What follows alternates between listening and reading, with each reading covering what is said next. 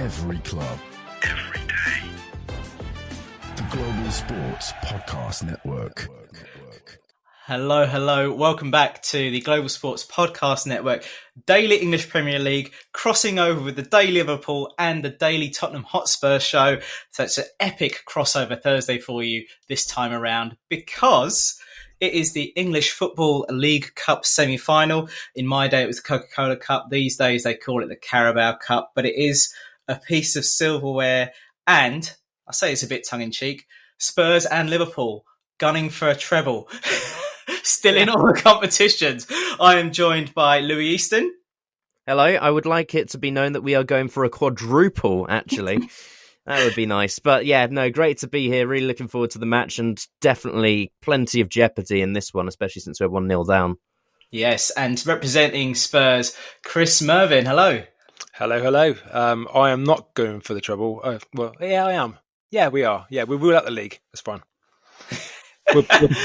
Absolutely. But, so on this podcast, very, very early on in the season, I went on a little rant about whether or not this competition was really worth the time and effort anymore, considering the prize at stake, the prize money, obviously the place in Europe and the strain it puts on a squad competing on lots of fronts.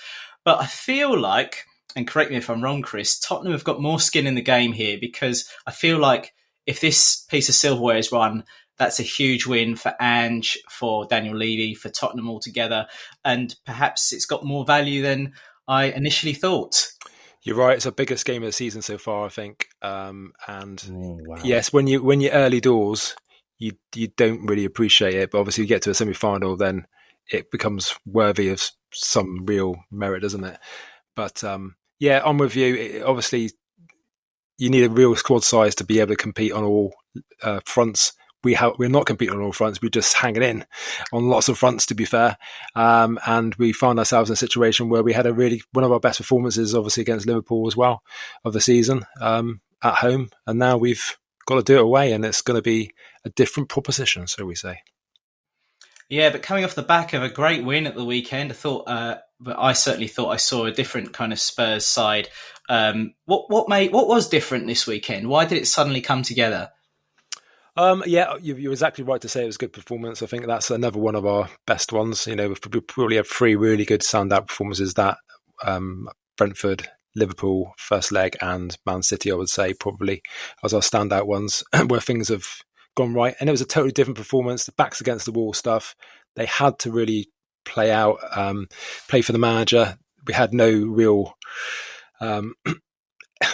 Again, the squad is really paper thin, and they've really just got to play for each other and play for the manager. And it was really encouraging to see that they did do that and back the manager, and they got the results. And it wasn't Ange ball. The second goal was actually Ange ball, to be fair. It played it from the back, although nearly lost it in one of the passes, a bit horizontal. But that's the risk of playing Ange ball. But until we got the second goal, most Spurs fans were a bit on the edge of the seats.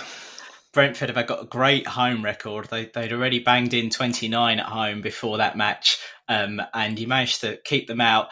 Louis, should Liverpool be worried? 1-0 down and Tottenham finding their feet?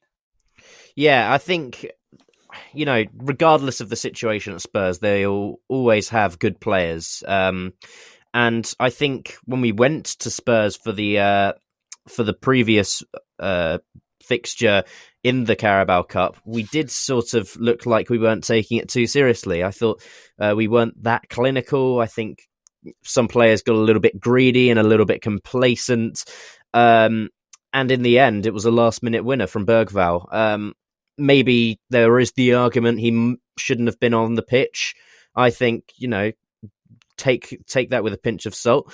But with the match this time going to Anfield, I think you have to see us as favourites, because no matter who the manager is, what the situation is, an Anfield night will always be difficult for a visiting team.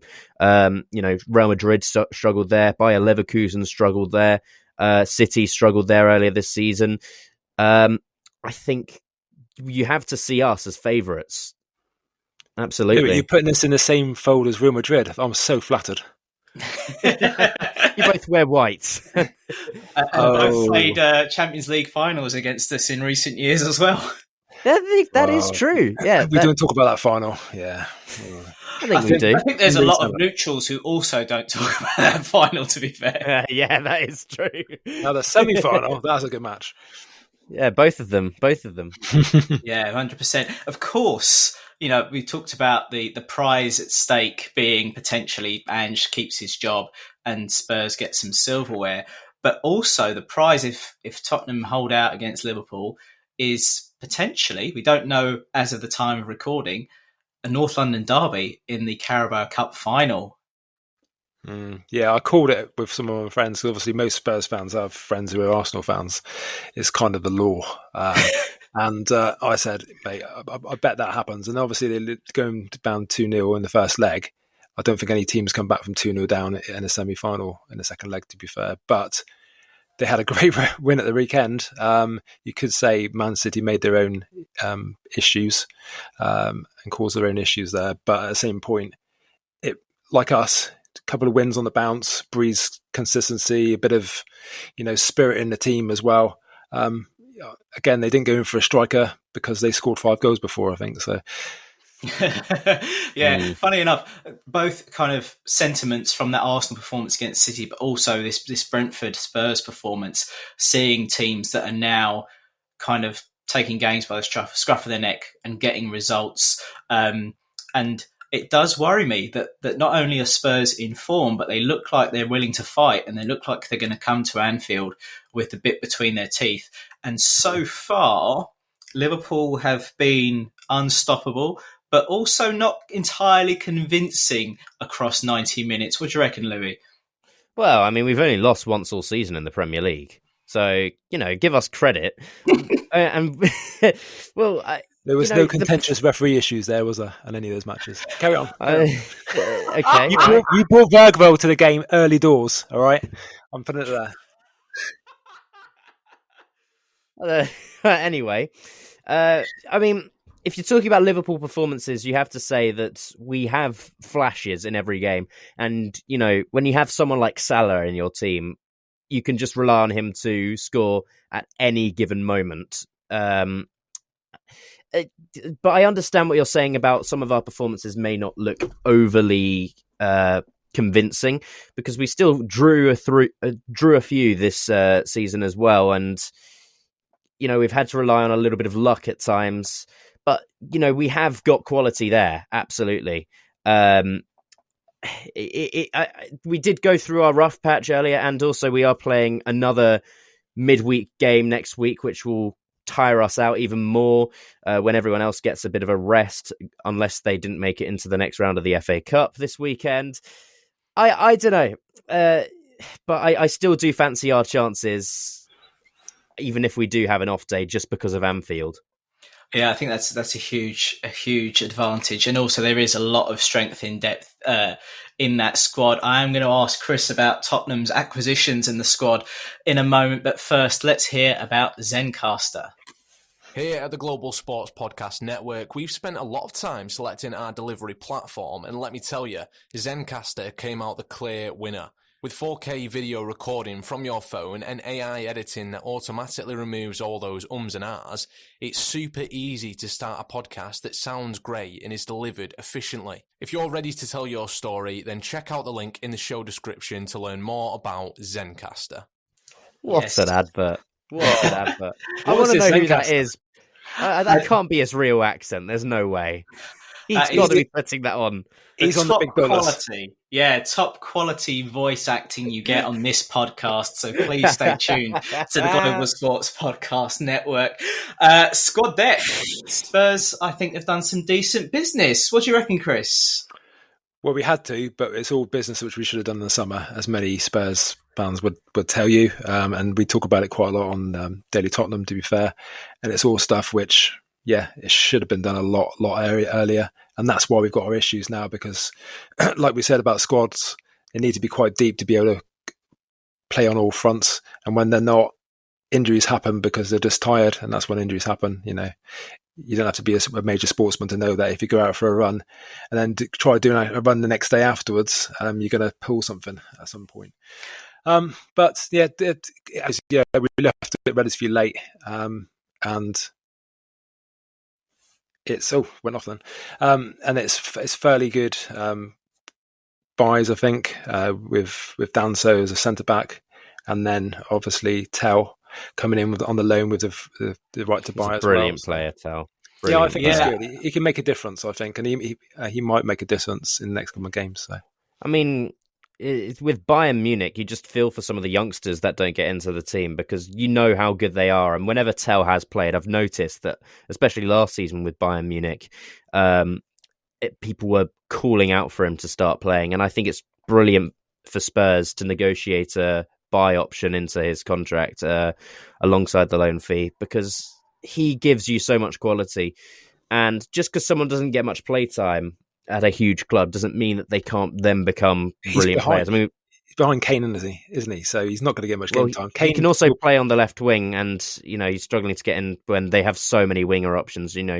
Elise, Gnabry, Sane, Musiala. So I mean, it's so difficult for him to break into that team. But he is honestly, I've seen him play, and he is special. He's one of these players that can just wriggle his way out of trouble with 4 players around him, and then find weird ways of scoring. And he's a player we haven't had at Spurs, to be honest. And we've had some good signings, and Solanke's done really well, to be honest. But we haven't got anybody who can make a difference, especially off the bench, with his speed against maybe a bit tired defence as well. So you say about Liverpool sort of not being always consistent and having to rely on individual brilliance sometimes for Salah in most occasions, and your midfield as well, to be fair. Then I think that's the same. We haven't had that. We haven't had the luxury of it coming off the bench. We've had Werner come off the bench. With respect, hopefully Tell's a lot better. Yeah, I think he is. I think he is. It's like a Gravenberch situation, just not being able to quite break in, but then as soon as he leaves, and I think this will happen, he'll show some class and, maybe transform the team. He's still young as well, Matthias Tell. How old is he again? I think he's 19. 19, yeah, 19. That's just crazy. Sky's the limit for him. Yeah, and I think also, we've seen a bit of this, I think, throughout the window. Decent loan deals that benefit everyone involved. I think it's a good move for Bayern, a good move for Tottenham, good move for Tels, to the point where I'm a little concerned about what he might be able to do if he starts or if he comes on in this fixture. Chris, do you think he'll start? No, he'll come off the bench, I think. And that's the best way to use him, I think, in this instance, because he's going to have, 2 days training. Different formations and setups. I think he'll probably stick with a similar. Well, are we talking about the lineups now or no? Yes, please. Let's talk about lineups. Wow. Yeah. Right. I think we'll stick to pretty much what we had previously, obviously without Dragosan. So I think that it will be Davies and Gray, and I think Danzo will stay on the bench as well. Wow, could be wrong. Really? Yeah. Archie Gray is also having. He had a really good game against Brentford. In his post-match interview, he did talk about how important it was having Davies next to him, kind of just that experience. And I thought he put in a hell of a shift against Brentford as well. Big ask against the likes of Salah and co. You've got a clean sheet at home. Anfield, do you reckon Spurs can keep the door shut? Nope. Who's that question to? Sorry, that's for Chris. Okay. Nope, we'll concede. Okay. Because that's just I'm a pragmatist anyway. I think he's gonna be relatively close if we don't throw it away. But I think they'll do the same as they did against Brentford anyway, because that's the way we have to play currently. He hasn't got the players. You can't go and embrace a Grand Prix with a trike, and that's what he's trying to do. So essentially, he'll have a block in midfield. Very similar to what we had before, and then I think it'll be 2 lines of defence almost a little bit. We've got to a lead to defend as well, which that's a positive. And we can always catch teams on the counter, regardless of who they are. We just got to have that quality of finishing, and that's what's been missing a little bit. And that comes with confidence as well. So I I'll never say we're going to get beaten because I always believe in my team. So I'm not doing a score prediction yet. I'll do it later. I will come to a score prediction. But Louis, onto the subject of kind of teams. Interesting that Becker, Alisson Becker started against Spurs. I think it was quite indicative that actually Liverpool take this competition seriously. In fact, did he start or was it Kelleher? No, I think it was Kelleher that started the last one. I think I read that Alisson might start this game.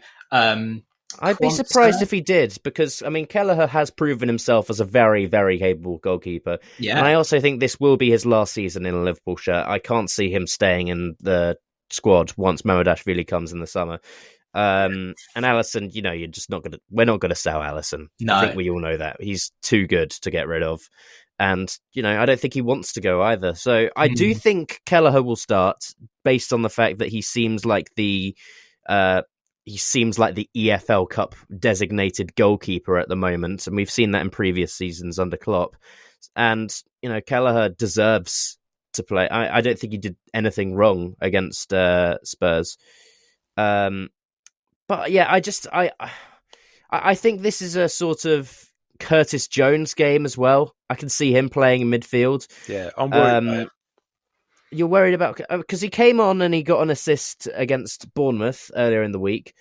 And he's sort of been at the centre of stick when he's played at the number 10, just because he's not Dominic Szoboszlai. And very few players are.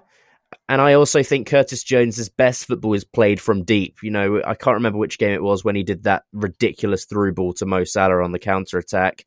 But, when he's capable of that and when we have a squad to rotate, I think this is the sort of game where he can start and, maybe be a difference. But I don't see him as a sort of player that can come alive when the game's in need of a bit of genius. I think he sort of plays on the vibe of the team a little bit. And I don't really rate his finishing. I think he's the sort of player that's really good for sort of passing to someone before they get an assist. And he's sort of, playing on the turn. I think that's where he plays his best football. So I can see him starting this game, but I would be surprised if he scores, and now he's going to score just because I said that. Well, one player who probably will start because Trent is injured is Connor Bradley. And Connor Bradley has had quite a season already, hasn't he, Louis? He has, yeah. I mean, he was my favourite. He was responsible for my favourite moment against Real Madrid when he flew in on Kylian Mbappe. And yeah, Arne Slot has confirmed that he will, that Trent will not be playing. So I think this is the sort of game where he will put in a really good shift. And also, since Joe Gomez is injured, we can't really afford for him to get injured. So we need him to step up now, and we need him to be a bit safe. I don't want him diving into too many tackles. I don't want him doing too many of those Kylian Mbappe tackles. Because who comes in once he's gone? No one. Oh, gosh. Probably Jarell Quansah again. Yes. So, yeah. But I think he will. He's brilliant with energy. He's not an absolute genius while attacking, but he will do the odd flashy bit of skill, and he has so much confidence. Since he is the captain of Northern Ireland already. He's a better defender, isn't he? Than yeah. I mean, that's a good question. What are you losing going forward? I guess you gain a little bit in defence, but do you think that or not? Well, the thing is, Trent. I think people have very short memories with Trent Alexander-Arnold because I thought he was fantastic in defence at the beginning of this season, but he was sacrificing his attacking play for that. Yeah. He has offered a bit more going forward in recent weeks and then, sacrificed a little bit of defensive. But I think, when he's up against an out-and-out dribbler, he either has a very good day or he has a very bad day. Against Manchester United, he had an awful day. And that's why we didn't win that game. We drew 2-2 at Anfield, which, is as good as a loss when it's Manchester United and we're that much better than them.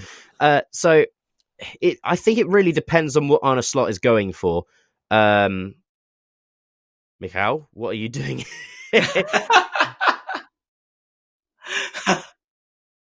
No, you were not. Nice to see you there, buddy. Great to see you. See you later.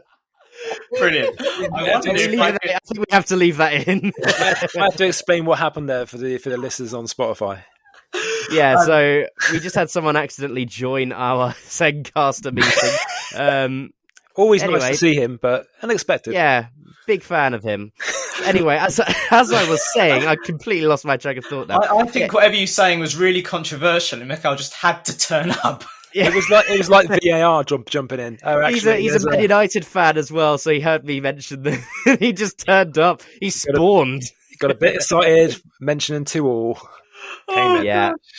So I think it really does depend on what Arne Slot is going for. If he wants a more creative player going forward, then it's more a Trent thing. But Conor Bradley isn't the sort of player that will just send an inch perfect ball into the box. I think he will be more of a traditional right back in this one.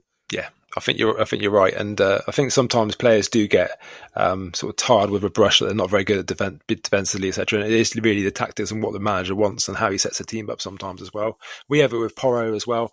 Yes, he's not. I'm not comparing those two, by the way, but Porro gets slated for always being up the field and never being very good at defence because he's out of position, etc. But that's because he's asked to push on usually, and actually when he sits back, he can defend.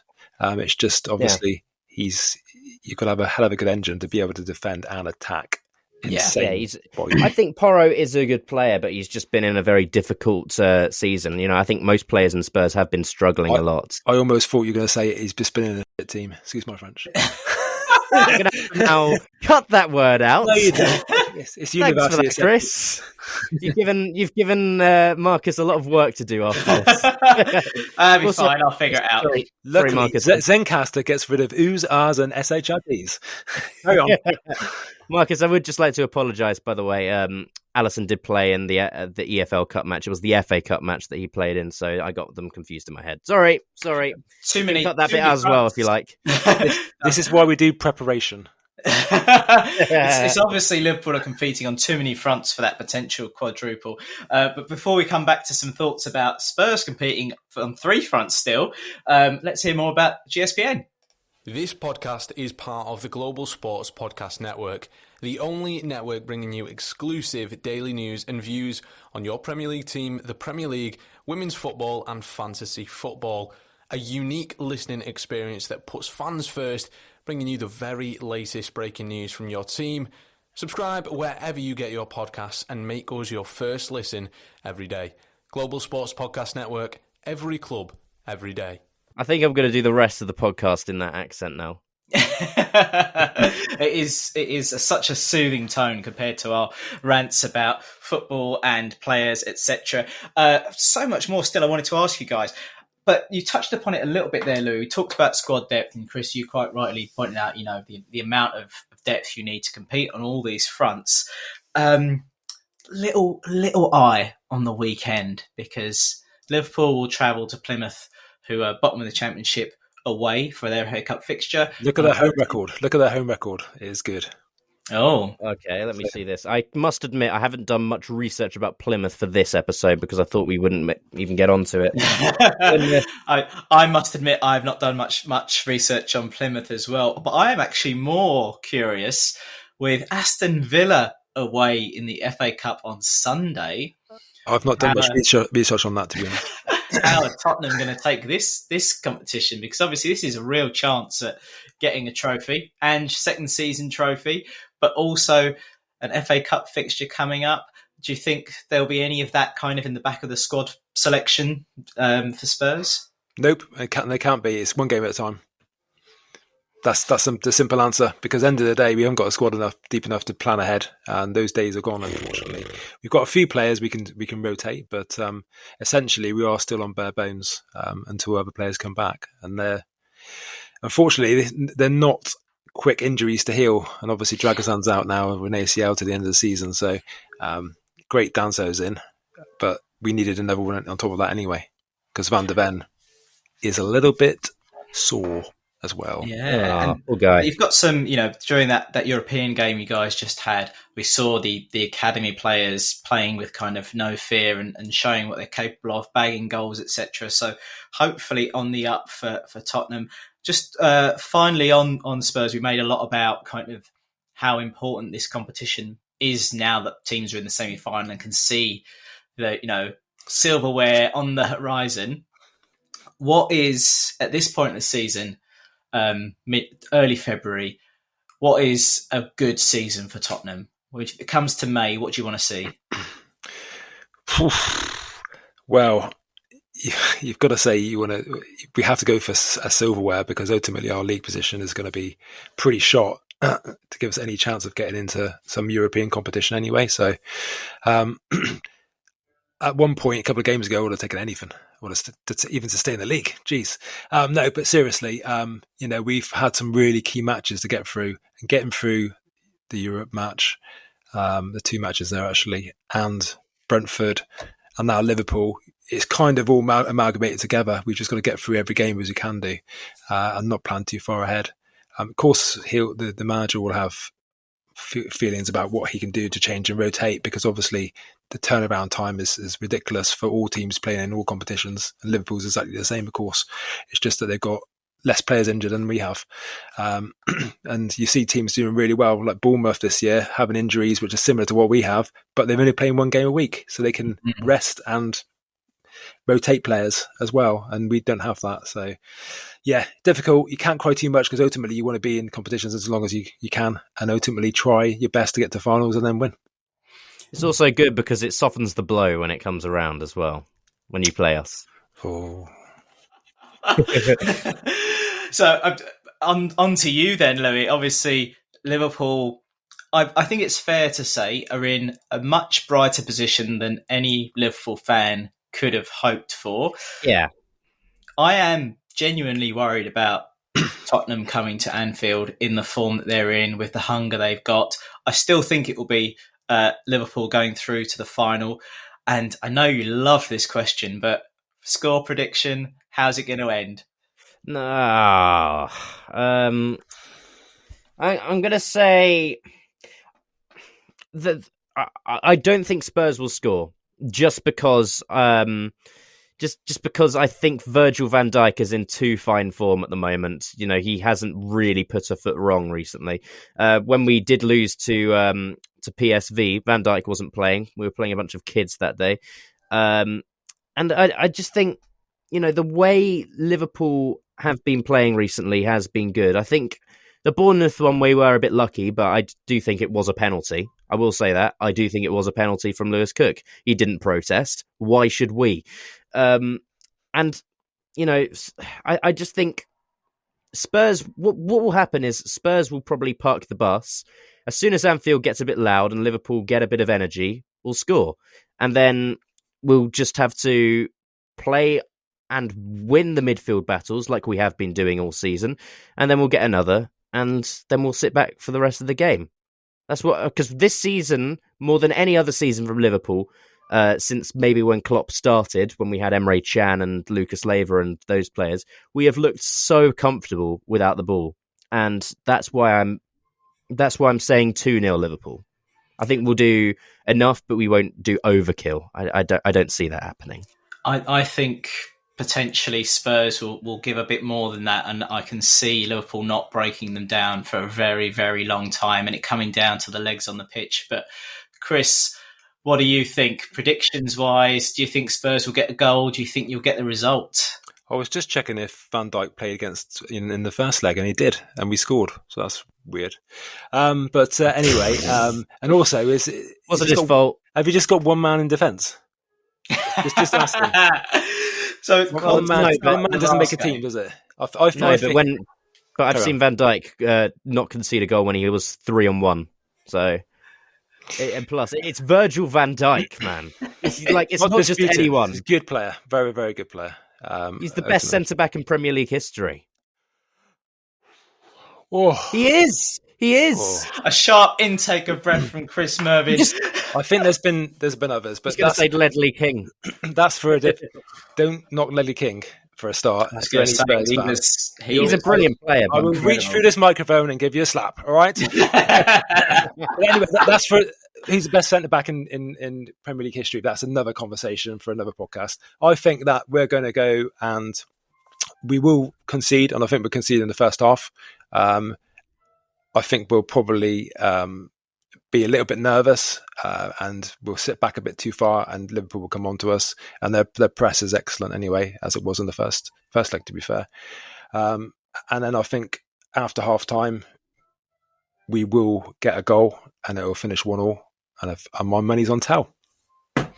Oh, so widely different opinions. Called it.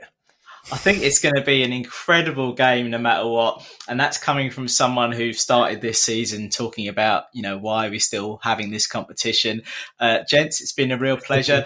Listeners, remember, you can check out the daily Tottenham Hotspur podcast and the daily Liverpool podcast and, of course, the daily English Premier League podcast on the Global Sports Podcast Network. You've been listening to Chris. Thank you very much. And Louie.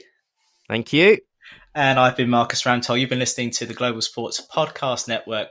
Today we've been covering Daily English Premier League, Daily Tottenham Hotspur and the Daily Liverpool. And we'll see you next time. Every club, every day. The Global Sports Podcast Network.